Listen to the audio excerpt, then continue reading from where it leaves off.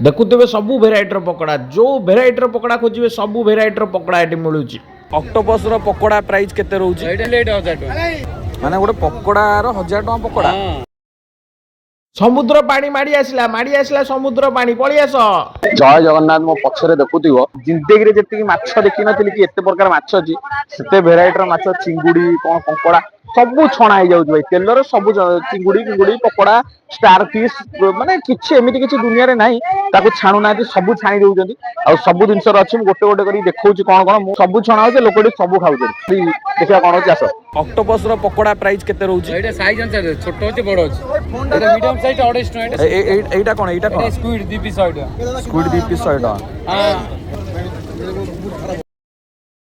कंकड़ा केते कंकड़ा 3 पीस 100 आ चिंगुडी 3 पीस केते? 100 टका 10 पीस अछि गोटे देखो आ गोटे 12 पीस अछि।